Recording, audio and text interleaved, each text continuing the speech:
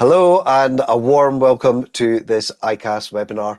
I'm David Mingus, Director of Practice at ICAS, and it's my great pleasure to be guiding you through this webinar. Cyber attacks shut down organisations and are now one of the most serious threats to the accountancy profession. As a result, they should be at the top of a firm's risk register. Attackers and the techniques that they use are sophisticated, ever-evolving, and defending against them is highly complex. Firms who don't give this serious consideration and put effective mitigation in place are not only putting their firms at risk, but also putting client-sensitive information at risk. A serious breach can, of course, have devastating consequences. Despite this, we're still seeing firms not taking cybersecurity seriously enough. And that's why we're particularly keen to support firms to build resilience against cyber attacks. So over the next 45 minutes or so, we're going to take some time to look at why misunderstanding cyber risk could ruin your reputation, take a closer look at the latest cyber threats facing accountancy firms, and understand the common security errors being made by accountancy firms, and also find out how to stay one step ahead of the bad guys. And to help us with this, I'm delighted to be joined today by Kerrie Machin. Kerrie is a partner with Mitigo, ICAS's cybersecurity partner, as part of our Evolve programme of practice support. Mitigo's experience in protecting professional services firms and other businesses enables Kerrie to highlight common vulnerabilities and explain how to implement a proportionate risk management framework. Kerrie, I know, believes that the challenges of cybersecurity, business resilience, and legal and regulatory compliance needn't keep business leaders awake at night. It's just really a matter of matching the right solution to the problem. Kerrie has spent the last 2 decades helping businesses identify their exposure to risk, and his keen eye to detail has enabled him to deliver robust package solutions that provide real protection, allowing them to get on with what they're doing best. So, Kerrie, delighted that you're able to join us. But before I hand over to Kerrie for the rest of the webinar, just a few housekeeping matters to remind everyone of. First of all, we get the best out of these webinars by having your questions answered. So do please use the live Q&A facility, which can be accessed at the bottom of your screen to submit your questions.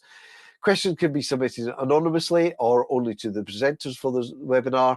And when we're asking questions at the question and answer session at the end, we won't identify who those questions come from. You can also join in the conversation today through the discussion forum, which can also be accessed at the bottom of your screen. The forum allows you to comment or discuss with fellow attendees any of the matters covered during the webinar. And of course, as always, we're recording this webinar and we'll make it available for on-demand viewing afterwards, in case you either want to refer back to it or share it with others.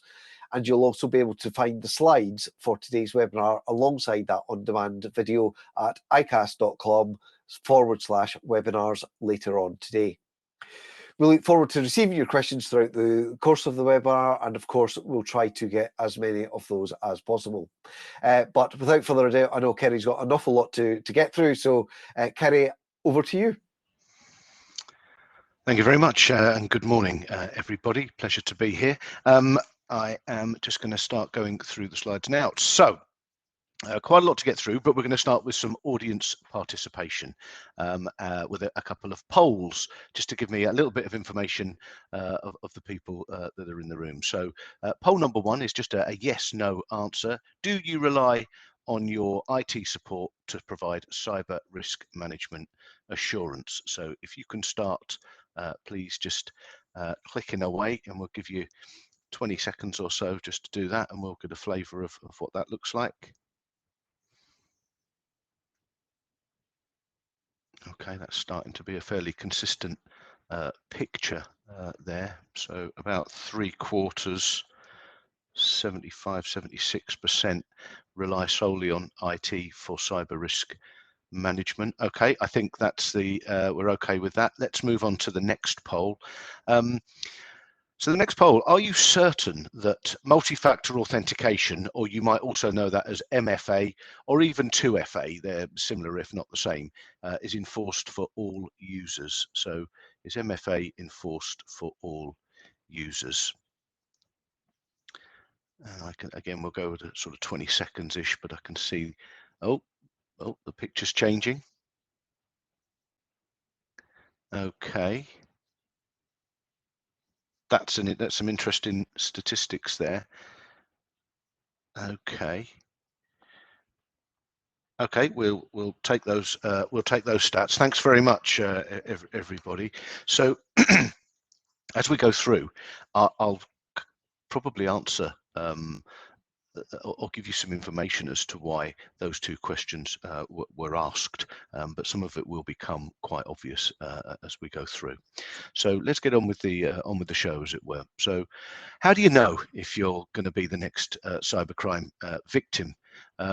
What should you be doing to prevent it? 75% of you are relying solely on your IT providers for that, and 44% of you are at least using multi-factor authentication. But the question that we then move on to, which we find as one of the most important, is who should be doing this for you? Again, we can see 75% using IT, and is that actually the right number? So just moving on through the slides. One of the big problems is if you're the victim of a successful cyber attack, it is very inconvenient, it's very costly, but the one thing that it really can do is ruin your reputation. If you think about the type of data that you hold as accountants, you've got lots of personal data, you've got confidential data, sensitive data, business data, and cyber criminals find this incredibly valuable to steal it from you and then threaten to publish it, let's say on the dark web. And I'll talk a little bit more about the types of attacks that we're seeing. But obviously, if you considered that were something that could happen to you, realistically could happen to you, this is now a matter of you not only having to talk to regulators, your own regulator or the ICO, because you might lose some personal data, but also your clients as well. And it can be pretty devastating to have to deal with this. And so misunderstanding, and that generally is the problem, why businesses are victims of cybercrime, is because they misunderstand their cyber risk. And I think the next slide will help me to demonstrate why that is. So the victims of cybercrime tend to have things in common, okay? The first is that they've all got something in place. They've all got some form of security in place already. So most, if not all of you, will have antivirus protection, will have some firewalls, will have some backups. We know 44% of you or so are using MFA. And yet, even with some of those things in place, we still see firms getting hit. Some of the misconceptions they have is that they're too small to be the target of a cyber attack. But cyber attacks don't really work like that. This isn't generally aimed at you. It's more of a spray and pray. It's more of a numbers game. Somebody might be infected by a cyber criminal, and then you receive a phishing attack that allows someone clicks on it, you let the bad guys into your systems, and then the bad guys can work their way through your systems, look at what you've got, look at what you're worth, and then carry out their various attacks. And so thinking that you're too small to be a victim of a cyber attack, please don't. They do target organizations. The NHS has been hit before. They're constantly looking at whether they can get into governments and Ministry of Defence and all those sorts of things. But the majority of crime that we're dealing with is, is it businesses that have got 500 and 600 staff? Generally not. It's businesses that might have fewer than 10 or up to 100, and why would that be? Normally because they're relying on their IT to do it, and actually they're sitting there thinking, I'm not going to be the target of this crime, and actually you're not focusing on the right risk elements in order to control them. And that leads me into point 3 quite nicely, and kind of gets me to the point of this isn't an IT thing. IT are there for functionality, and as I've already said, they will put some elements of cybersecurity in place, endpoint protection, antivirus, those things that I've mentioned. But actually, as we go through, you'll start to recognize there are more things that you need to consider other than IT. IT is obviously the place that they want to attack, but you have to understand your risk before you can implement your solutions. And I'll talk more about that as we go on, because obviously, just to dwell on it for a second, I suppose, what we see is that, yes, you've got this antivirus, but have you understood the risk that you've got with regards to the behavior of your people or your business processes or the way in which you work? And if you don't understand the risk or the cyber risk that is inherent within the processes that you have and the behaviors that you have, then you can't begin to configure your technology correctly. And therefore, that's why we see victims of cybercrime sitting there saying, but I've got things in place. I spend 20 grand a year on this, or whatever the number might be.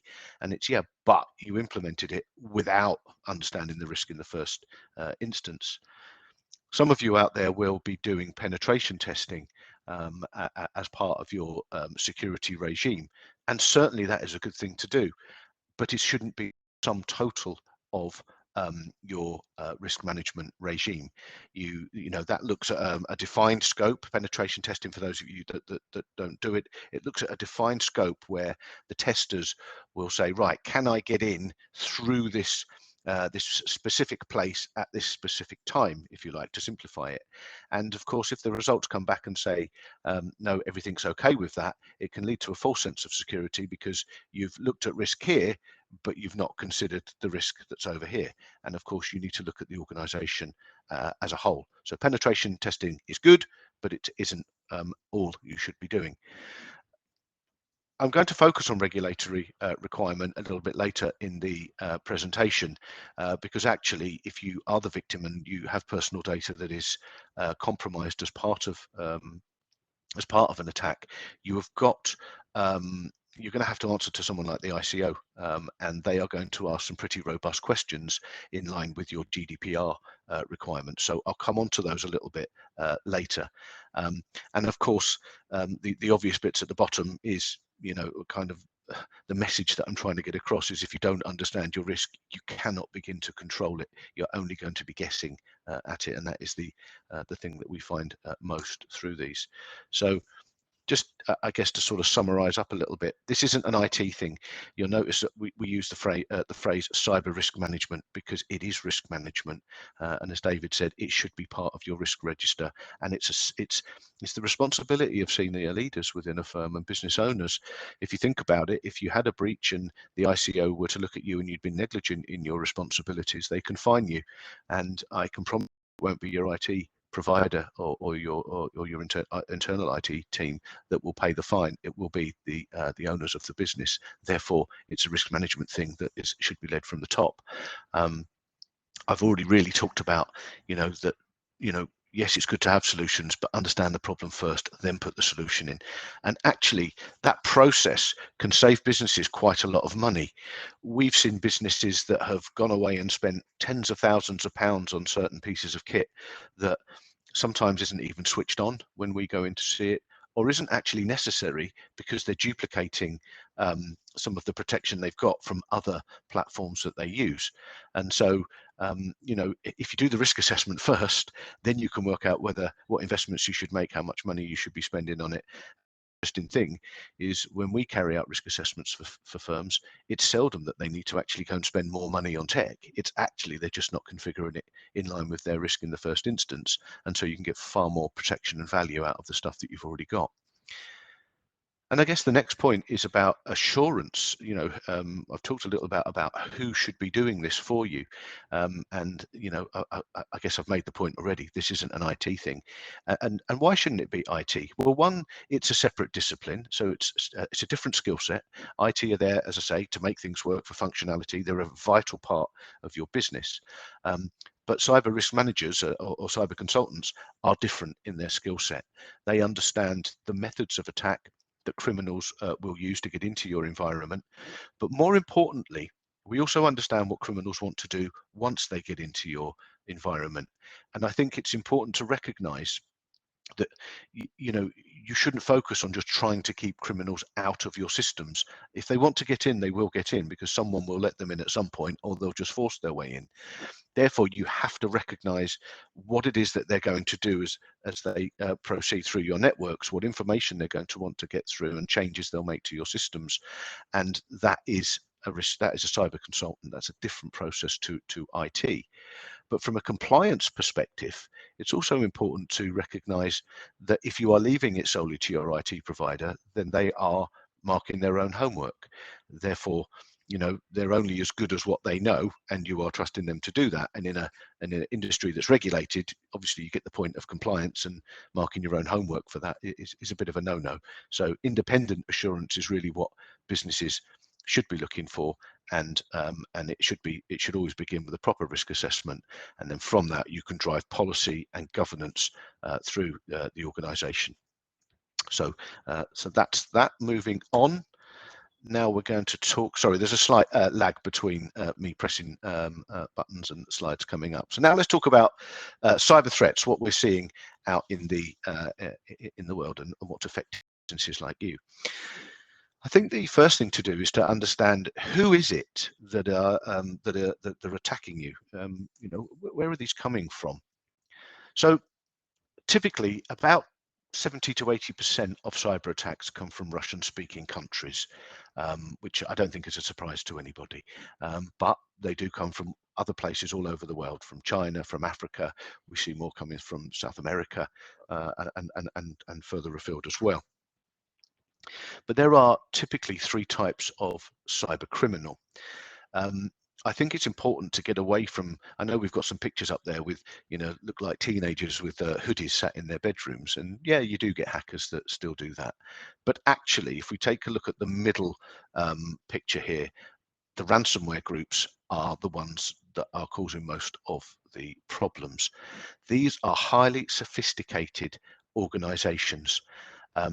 The National Cybersecurity Centre, I think in September, produced a report where they now recognise that some of the leading gangs, certainly in Russia, have office blocks where people have parking spaces, they have holiday pay, they have sick pay, and they have creches for their children, so that when the criminals come to work, to their place of employment, as I say, they come to do a job. And what the ransomware gangs do, or the groups do, is they create and develop malware. So malicious software or ransomware. So if you think, what is malicious software? Well, you use software all the time. So you use software for good. 365 is software. But malware, malicious software, is bad software. It's designed to do something that's going to become quite painful for the recipient of it. And so they develop the software, and they can use it. So they can drop the malware into your systems, and it will do several things, which I'll go on to in a moment. But they don't just do it alone. They also need leads. If you think about it, they're in a bit of a lead development game as well, because the further they can cast their net, and the more systems they can get into to put their software into it, their malware into it, the better. And so on the left-hand side, we have what we call initial access brokers. These are probably more like your hackers that you might think about. It could be someone just sat in their bedroom, trawling the internet, looking for points of weakness within a network, and then breaking in. And then what they tend to do, as it says there, is they'll gain access into your system, look at, what data you've got, how much money you've got, what types of clients you've got. And then they will then contact the ransomware group and say, right, I've got this lead. This is what I think it's worth, and I can give you access to it for a fee or a cutting commission. And so they'll sell the lead onto the ransomware groups. But we also, on the right-hand side, have affiliates. So affiliates don't work directly for the ransomware groups, but what they do is very often by license, yes, license the malware. And so they will go in, drop the malware in, and then deliver the ransomware, as it were, and then bring that back to the ransomware group so that they can then manage the negotiation, for you to either de-encrypt your systems, because part of ransomware will be to encrypt your entire system, or they'll threaten to publish your data out on the dark web. So you've got this network of criminals working together and they're getting better and better. And every time you put something in place, it's their job to work out how to get around it. But the big problem really is as providing you connect to the internet and that you employ human beings, which we all do, the risk won't go away, because someone will always do something that they shouldn't do.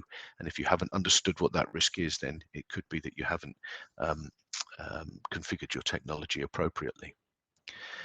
But before I talk about ransomware too much, I'm going to talk about a different type of cyber attack, which is actually more prevalent in firms. Ransomware is the one we read about in the news. We hear about businesses being brought down for weeks and weeks at a time. The average is 25, 26 days if you are the victim of a proper ransomware attack, and actually the effects will be felt for many months after that. But by volume, email account takeover is the most prevalent type of outcome to a cyber attack. Well, what is that? Well, it's in the name, right? It is them taking over your email account. So generally it is, you'll receive an email, a phishing email, and you'll see on there I've just put a link that you might see to a document that you could get from a client, or you could get from somebody else within your organization. And then you click on that, and then what it does is you'll give away your credentials, your username and your password, and even your MFA code. Now the criminals can capture that by way of something called real-time phishing, and you give the code away when you authenticate, and then you've let them into your system. When they're there, then in your email system, there are varying things that they then want to do. The most popular is a diversion of payment. So they will look to find some invoices that you've got due for payment by your customers, and they will take the invoice, they will change the bank account, and then send that to your client. So your client is expecting the bill from you, and it's come from your email account. It's not bogus. It can be bogus, but a proper email account takeover will be from your own email address, and an unwitting client can pay that. And we have clients that sit there and say, yes, but we tell our clients that we'll never change our bank details by email, or we'll never ask for payment this way, or never do that. This is a numbers game. Some of your clients won't fall for it, and some of them will. That's the way cybercrime works.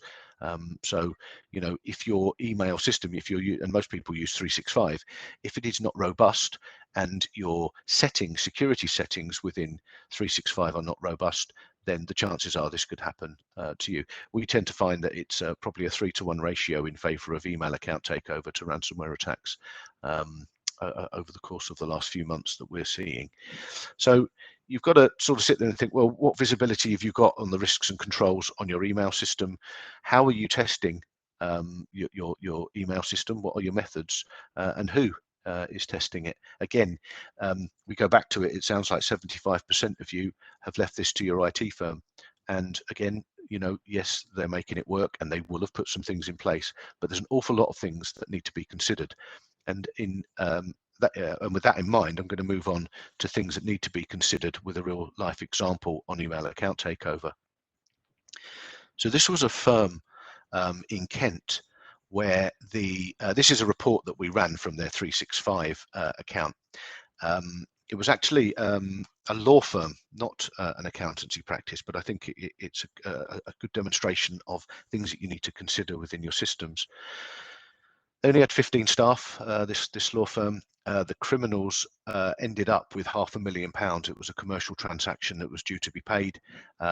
They effectively got into the email account. What you can see in column number 2, so column number 1 shows that they were in 8 of the accounts. So 8 of the 15 accounts, they walked their way through. They made themselves administrators within the system. And from the first breach, you can see that 2 of them were in there for over a year. So yes, the cyber criminals were sat in the system looking at what was going on for over a year. And then as time went on and they worked out what it is they wanted to do, they then increased the amount of users that they had access to, and they were able to increase the scope of the attack. But interestingly, and I think one of the most interesting things, so first of all, if there's someone in the account and they're making changes to settings like admin accounts, and no one knows what's going on within there, then clearly you haven't set your account up properly, because there should be alerts or there should be things that are required to make that difficult for the criminals, and that just didn't happen here. And on the majority of firms that we work with, most firms wouldn't know that there's someone kicking about in their systems. But interestingly, they were logging in from the United States, Nigeria, Australia, and Germany. And of course, this firm was based in Kent. They had nobody working from any of those areas. This was actually carried out by a Russian gang, and they bounced their VPN off of various places around the world. But there are controls that you can put in place on 365 where you can limit the scope of geography that can log into your systems, and this firm hadn't understood that that is something that was important to do. What they also did, sorry, this looks like the CIA have been involved by blanking out quite a lot of it, but they're just email addresses and user IDs that I can't show you. But effectively what they did is they got into 365 and created a load of rules, because you can automate things within the system. So effectively, as emails were coming into the system, they were pinging onto other email addresses that the cyber criminals could monitor remotely, and likewise when they were sending emails out, it was copying them in as well. So there was an awful lot of stuff going on that just shouldn't have been allowed to happen. Nobody understood it, and as I mentioned, £500,000 is what they got away with. They targeted 8 customers on the day. 4 banks stopped the payments, 3 clients recognized it as fake, and 1 fell for it. So when I mentioned earlier, it's a bit of a numbers game. That's case in point on this one. So that's email account takeover, and it's rife, it's popular, common I should say, not popular with the cyber criminals maybe. Let's move on to ransomware. So I've talked a little bit about this, that it's just a malicious type of software, and it'll block you from your systems and your data by trying to encrypt your networks. The common vectors or methods of intrusion are phishing attacks. So again, if you're not vigilant over the emails that are falling into your inbox, the chances are you could unleash the software, the malware into your systems, or you could just go somewhere on the internet and click on a link to something, sometimes from an email that just takes you somewhere on the internet, and boom, the malware is downloaded into your systems. Firewall breaches, they can come in directly through your firewall. We dealt with one a couple of months ago where it is what we call a brute force attack. So there was a username and password that was required to get through the firewall, and they just run a program at it that just gets the password. So it'll run millions of passwords at it, and in it went, and then it started to do its web through the network and start encrypting their servers, but more importantly, it started then to download data out of their network as well. But there were no data loss prevention or data loss protocols within their systems, so no one knew that the data was being sucked out of their system and taken off to the dark web. So again, that's something that the firm needed to be doing. This is what it would look like. So Lockbit are a very famous cyber gang, Russian cyber gang. In fact, you'll see them, they've been in the news recently, and they're probably the #1 gang. So they if they get into your systems and drop their malware in, or one of their affiliates drops the malware in, this is the message that you might wake up to when you switch your laptop or desktop on, that your files are stolen and encrypted. So the first thing that you're going to think about is whether your backup has survived the malware attack, because if your main network has been encrypted, you can't do anything. So you're going to rely on the backup to try and restore your data and your network back up. About 75% of backups fail and fall over during a malware attack and would be encrypted as well. If that happens, you have no systems. That's the end of everything, and you need to start again. That's not me trying to be frightening. That's what happens. A lot of businesses don't understand how to configure their backups properly, and they are taken out as part of the attack. Now, let's say you're in one of the 25% that your backup does get you back up and running. It'll still take quite a lot of time to get your systems to the way that they used to be. It wouldn't be an exact replica. We find it takes a few months to get that back as normal. You might be up and running to be able to do business in a couple of days, but over time it'll take you a while to get there. But if that's the case, the criminals aren't stupid. What they've done whilst they were in your system is take a copy, as I've said a few times, they'll take a copy of your data. And these are a couple of screenshots from the dark web of criminal sites and criminal activity. On the left-hand side, these are the countdown clocks. So they will instruct you to go to their website on the dark web, and what you'll see is a countdown clock and how much time you've got to pay the ransom before they publish your data out to the world. And if you don't pay, they will publish your data. Interestingly, on the right hand side, you're going to have some questions.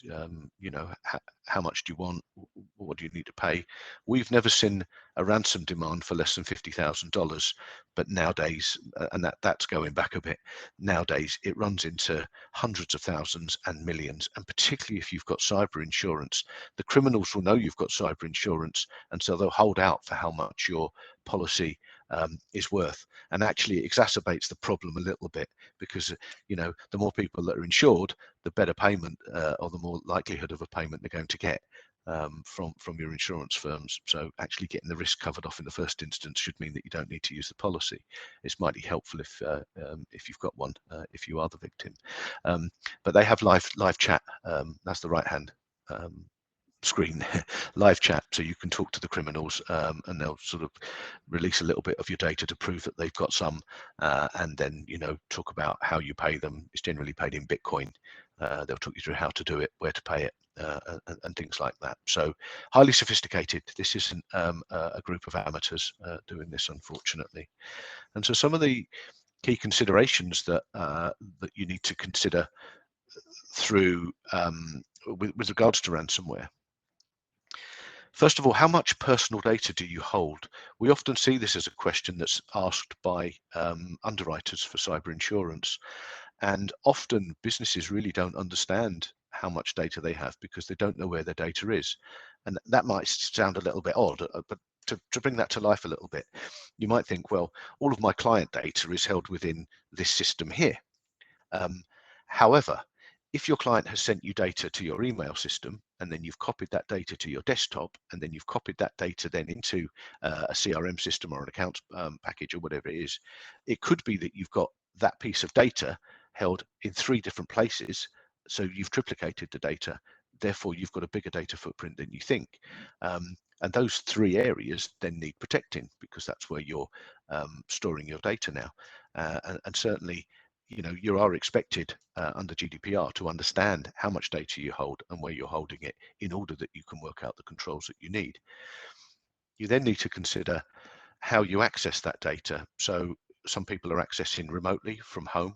Is anybody using their own device to access your data, even if that's a cloud system, or even if that's coming back through a remote desktop, back to your offices, as it were, to your servers? Are you going back to servers? Are you going to the cloud? The fact is if you're operating in the cloud, you are no safer than operating on servers. I think that's a huge misconception that we see, that people think that working in the cloud you're safer. You're not. It's a different risk profile. And if a criminal can, you know, get hold of your credentials, then it's pretty easy for them just to log into your systems, and we see that happening all the time. Once we've worked out these things, how much data you've got, where it is, how we connect to it, then we need to, you know, test how secure these things are. How secure are your devices?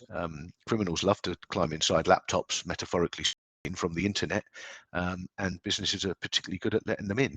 And then, of course, as you connect across to your data, they're already in your laptop, and they just follow the connection because they are you, and can see what you can see. So you need to have visibility of that, and of that risk, and obviously the controls that you're having, and you need to have someone giving you assurance. Again, I know some of this is replicated as we go through some of the phraseology we use, but it is all about understanding that risk, having visibility of it, testing it, controlling it, and having assurance that you know, life is you know, is more difficult for the criminals. These are some of the things that you need to consider, you know, points of access, shall we say, that criminals have into your networks. So I've talked about remote laptops. You know, in COVID, when everybody rushed to work from home, and we had VPNs and RDPs just being opened and people using their own laptops, they had a field day. They made millions and millions and millions of pounds because of poor hygiene devices or poorly configured devices with very unsecure connections through to various portals. And we still see that today, although some businesses are better at it.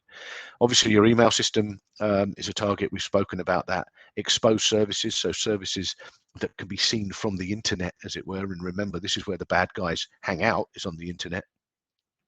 So they'll look for anything that's exposed and aim at that. Firewalls, you'll all have firewalls. Yeah, I gave you an example earlier of one where it was breached, and fairly simply, just by running an automated program. Desktops in the office, hosted servers. If you're using a hosted service, i.e. your desktop is hosted, and you'll know what that is if you do that. Again, you still need to understand the risk, because your hosted provider is responsible for the security of the backdoor, but you're responsible for the way that you enter into that environment with those devices, with those connections. And also, if they're running things like 365, it's your responsibility to tell them how you want it configured from a security perspective. It's not their responsibility. And we see too many businesses falling. Well, consider your supply chain. If you're receiving lots of data with other businesses, how secure they are, and how easy it would be for them to infect you or to lose control of your data. Websites, we've talked about, and cloud platforms. So there's lots of areas that the criminals can come in from. I've talked a little bit about remote working, so I won't dwell on this slide too much, but remote working is still causing quite a lot of problems. So making sure that the device is configured properly and securely, if people are going to be allowed to work from home, that the antivirus software is configured properly. If someone's working from home, they're not sitting behind the same firewall as they would be in the office. So you need to configure the device separately, and the antivirus needs to be strong. And about 75% of antivirus software that we assess is doing something, but it isn't always doing what you think it's doing, or as much as it should do. You do really need some experts to help you configure antivirus appropriately. A lot of people don't patch properly. I'll be talking about that a little bit more. Patching is updating your systems. You really have to update everything as soon as patches become available, because they often contain security updates. And you need to ensure that your devices are compliant with your own policies. Very often we'll see firms that think that their devices are being configured in one way, and yet there's no governance over it, so nobody actually looks across the estate on a regular basis to check whether things are still configured in the way they should be. But just to give you a couple of stats that I think are pretty scary, 65% of VPNs that we look at don't have multi-factor authentication. I mean, 57% of you said in the second poll, that you don't use MFA at all. You have to use MFA if it's available. It's a must. It's not bulletproof, but it is a layer of security that if you don't have it, you're leaving yourself wide open to just people being able to get through with a username and a password. And people duplicate passwords. They share them, they tell people them, they store them on their laptops in Word files. We see it all the time. Do not rely on password alone. It's not safe. 53% of remote desktop systems don't have MFA, and even if people do use MFA, 77% of them are incorrectly configured. So if you are using it, you need somebody independent and specialized in making sure that that MFA is doing the job that you think it's doing. Moving on. The point here is this isn't just about IT, and I mentioned this at the beginning. IT are there to look after your systems to make sure that they function properly, but you have to understand what your people do. I've just mentioned passwords as a prime example. How many of your staff use a works email address and a works password to sign up for things that are not work related? And some of you might sit there and thinking, no one does that. No one goes and buys concert tickets and uses their work logins. Yeah, they do. It happens in organizations because people sit in front of their laptops for 8 hours a day. And you need to know whether they're doing that. And you need to have robust password and MFA protocols. And you also need to train your staff from a cyber awareness perspective. If your staff are the targets of the criminals, which in general they are, then why wouldn't you train them to know what to look for? Because they are your first line of defense, or one of your lines of defenses. So please make sure you're training your staff if you don't. And training is really effective, by the way. When we carry out simulated phishing, without any training, with firms that haven't had training, about 25% of a workforce will fall for a phishing email. Once you carry out a regime of training, you can get that down to anywhere between 0 and 5%. So again, the impact of training is huge. Okay, let's just talk a little bit about regulatory and legal obligations. So it shouldn't just be about me saying how long you could be down for or how much money they might get from you and things like that. Let's just actually look at what you're required to do by law. I mean, obviously, cyber attacks are probably the biggest cause of operational disruption, and your regulator expects you to comply with UK GDPR. The ICO expect you to comply with that, and they expect you to be able to withstand a cyber attack. They also expect, as I said earlier, that this is a board level responsibility, not something that you offload to IT. Remember, IT won't be paying any of the fines or any of the ransom demands, and they expect you to have MI to look at this risk that you have. But what is it that specifically you have to do? Because there's no cybersecurity law.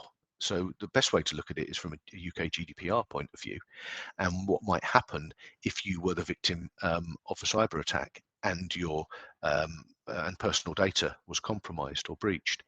So the ICO would come in and typically, and we give firms quite a lot of support on this when they've been breached, because we about 20% of what we do is breach work, where we go in and do the forensics, but actually we have to help them answer the questions that the ICO will be asking. So the ICO they won't say, where's your cybersecurity risk assessment? They'll say, where is your risk assessment for the security of your data? When did you carry it out last? And now can you please show us the controls that you've put in place? And this is what's really important around people, technology and governance. So they're expecting you to understand the risk of the people, not just the IT, not just the technology. And they expect you to have a regime of governance over the top of it. And if you're not doing those things, then it's virtually impossible to then demonstrate that you're testing it and assessing it and evaluating the effectiveness over time, and you won't have any evidence. And I must say the majority of firms that we work with fall at the first hurdle in that they cannot demonstrate the risk assessment having been carried out, and therefore there's no chance that the controls will be appropriate in the first instance. So just moving on to a bit more audience participation. Have you undertaken a cybersecurity risk assessment and documented the results and your control measures? So another simple yes or no.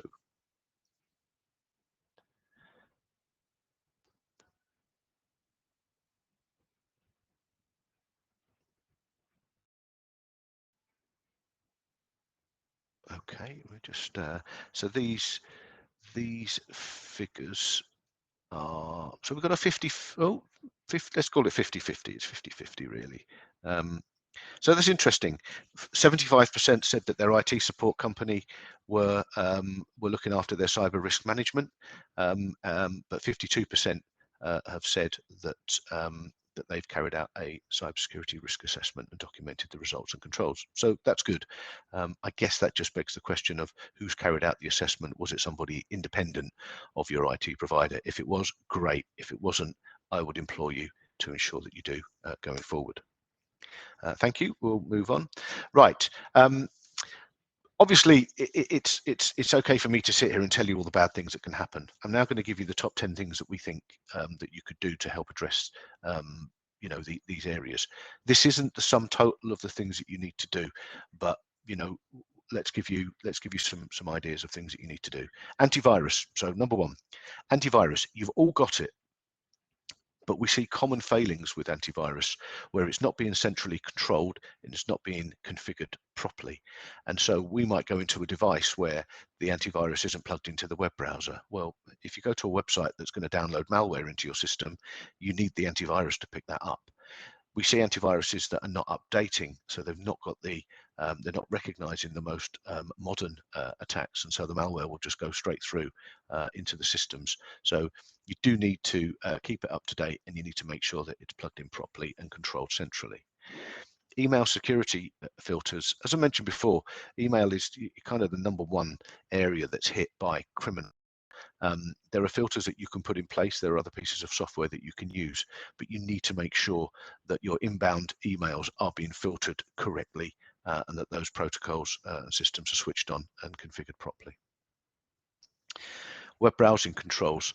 As I've mentioned, very often the criminals will take you to a website, and how do they do that? Well, you might click a link in an email, which is pretty common, or it could be that you're doing a Google search for, I don't know, a cheap flight, and you see, you know, £200 to Australia, and you click onto that and you go through to a site. It's not a genuine site. There was never a flight there for £200, but it could if you click on something, download stuff onto your system. So you need to make sure your web browsing controls are correct. Security patching that I've talked about already.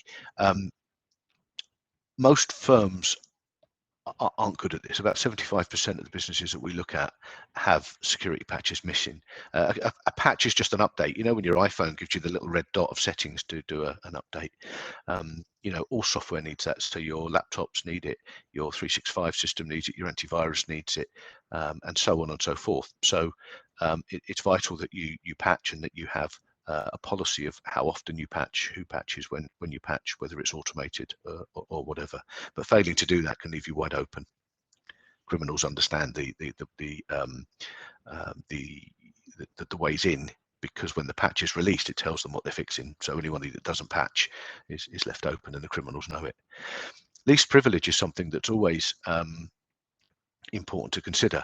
A lot of firms give access to data or give all, they basically say all people can see all things. Well, that's not really the way that it should work. You've got to let people access the systems that they really need and not the ones that they don't, and also not have things like admin privileges within systems. You need to take those away from staff, because if they can put software you know, and programs onto their laptops, then that allows things like malware to be deployed as well. So least privilege is important. Remote authentication. So I've been talking about this. If you're using VPNs or RDPs or MFA, they need to be configured correctly, not just using usernames and passwords. Testing and scanning. Vulnerability scanning should be part of your cybersecurity regime. That's having someone independent running network scans that tell us what's going on within your network, what vulnerabilities you have, both from the inside and from the outside of that network. A lot of firms don't do that, but it is something that you should really do. Access management kind of links in with the permissions that I was talking about, i.e. don't give everybody access to all systems.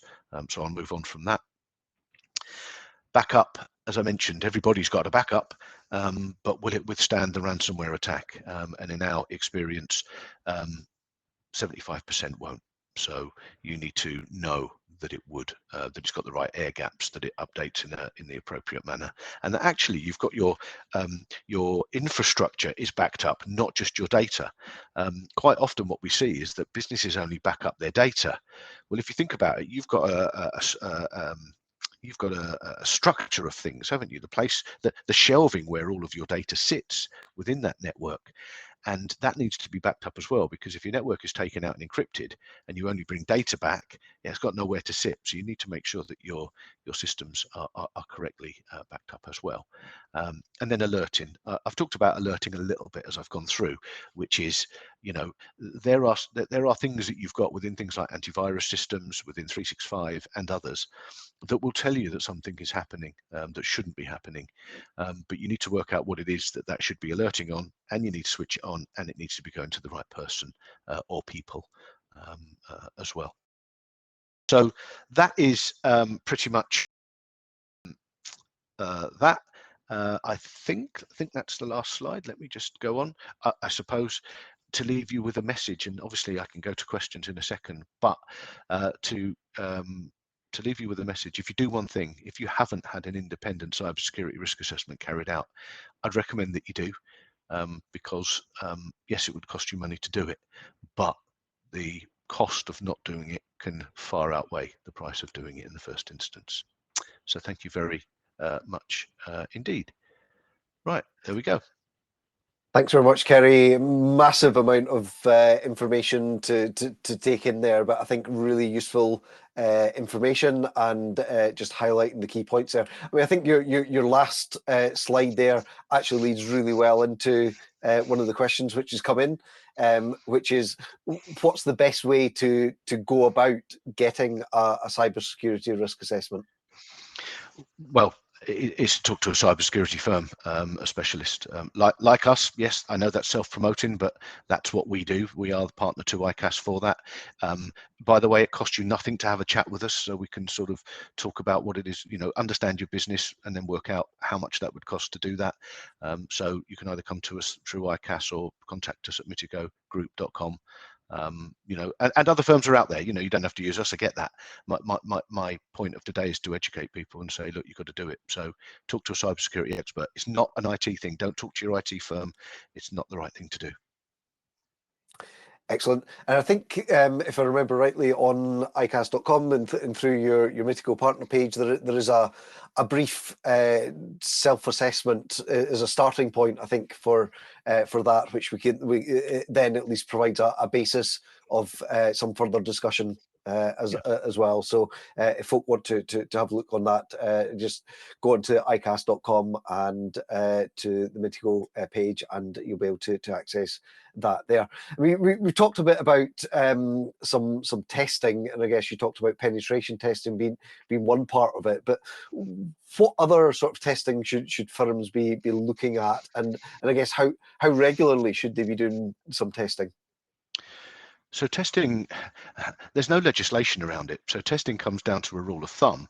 And if you look at GDPR, it would use the word regularly. So regularly as a rule of thumb would be annually, for sure. So test annually. But that testing, that's a great question that you've just said. What should you be testing? And I think that's the problem that firms have. If you only do penetration testing, then that's just looking at one thing. If you do vulnerability scanning, which is another form of test, that looks at another thing. But the test, it's about a risk assessment. You have to look at everything as a whole, because if you only look at some things, you're going to have some residual risk that you don't recognize, and then that leads to vulnerability, and vulnerability is exploited by cyber criminals. So it is about having the entire business considered from a risk perspective. Okay, that's great. Another question that's come in, great question, I think. So this one, so we use software provided by our parent organisation. How can we best be sure that it's secure? So you need to understand what assessment they've been through if you're using that software, but you also need to understand, if you think about it, the process is simple. Understand the behavior and the business processes that the people go through. Understand the device that they use. So if you issue the devices and you're connecting through to your parent company's software, has anybody looked at those devices and the connections that you then make to that software? Because you're responsible for that, unless the parent company are giving you that. But that's their job. That's the parent company's job. If they're solely responsible for everything else, then that's their job to make sure that these things have been assessed and that the right controls are in place. But yeah, there could be some gaps. I don't know. And I guess it's no different to fundamentally, whether you're, getting your software from a third-party provider or it's provided from within the group. It's the same process and the same threats that you need to be going through and evaluating and taking that risk assessment of. Because I guess a lot of accountants, they will use third-party software, particularly cloud-hosted software, and it's back to that element about understanding your supply risk chain management as well. Is that correct? Yeah, 100%. Of course it is. Absolutely. We're starting to see more and more firms within supply chains putting questionnaires to their to people within the supply chain, to firms within it, to understand the security that they've got. Otherwise, they won't work with them. We're seeing that quite a lot, and it's the right thing to do, because actually, if you're working with a firm where you're giving data to them and they're not looking after it, then whose responsibility is that? It's yours as well as theirs, isn't it? Yep, absolutely. So another question that's come in is, for somebody who's working independently, I guess, rather than part of a big wider organization, Sure. is there any specific advice for them? Do they just follow the same thing? Is it about proportionality? What sort of do they need to take as part of that process? Well, it's the same thing, isn't it? Because you're going to be using a desktop or a laptop, so we need to understand how that's configured. We need to understand what antivirus system you're using, what email system you're using, where you store your data. It's just that you're just not as big as a big firm. That's just the way it is. Or a firm that's got 3 people, or 500. You've still got the same problems, and that therein lies the problem. Is you've still got the same problems. We do actually work with sole practitioners where we can do assessments with them and help them configure the things that they've got and point them in the right direction. Does it cost money? Yes, it does. But if you're holding on to a lot of data, or an accounts for businesses, or whatever that might look like, then again, it will cost you nothing to have a conversation with us to at least allow you to make an informed decision about what it is that you can do. Yep, and I think one of the at least in terms of signposting information, we've got a cybersecurity hub on ICAS.com. Go there. I think there's lots of really useful information for all sizes of businesses on the National Cybersecurity Centre website. They've got a lot of great resources there as well. But as always, as Kerrie said earlier on, it costs nothing to have a conversation with you guys at Mitigo to at least start that conversation as well. So lots of resources that are out there, and to get some guidance with that as well. We've obviously talked a lot about the technology threats, but I think you also alluded to, I guess, employees being the a significant risk, or the biggest risk.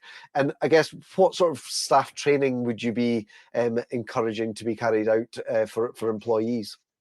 So there's lots of places where you can get training. A lot of it is done by way of video training nowadays, and there's loads of providers out there. Yes, we're one, but you can get it for pennies out there.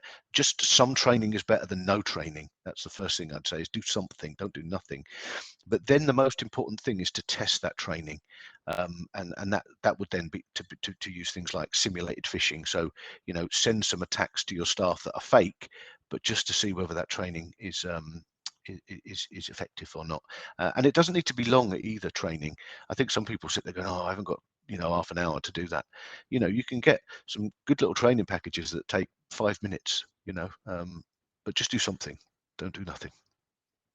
Absolutely, I think great advice. I think it's around continuous awareness, isn't it? Because if you've got that awareness, then you'll identify things as they come in, or at least that's certainly part of it. In any case, Kerrie, thanks very much for your time. We are coming to the end of our hour now. Thanks very much for that. It's been really comprehensive, and I think really thought provoking for hopefully many people to look at that. You can, of course, catch up again on the webinar if you need to. The video will be available on demand, and I know some people have asked about that, and also the availability of the slides. The slides will be available later on today as well. So once again, Kerrie, many thanks for that. Please, everyone, please remember that you can keep up to date with all the latest information, guides and resources for practice on ICAS.com. As I say, we do have the Cybersecurity Hub that is available on ICAS.com as well. And as always, if you have any questions, you can access technical support through the ICAS Technical Help Desk, which is available through the Contact Us section on ICAS.com as well.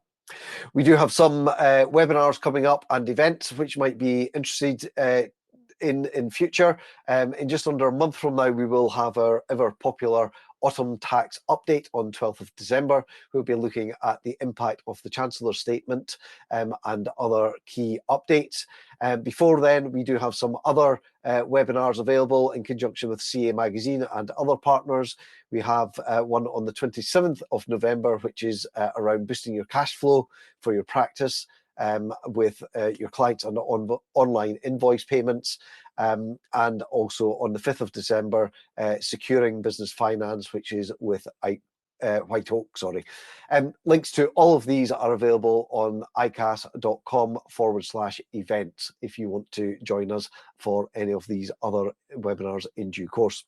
So it only leaves me for today to once again thank you, and of course thank Kerrie for joining us. We do hope that it has been useful to you, and until the next time, goodbye.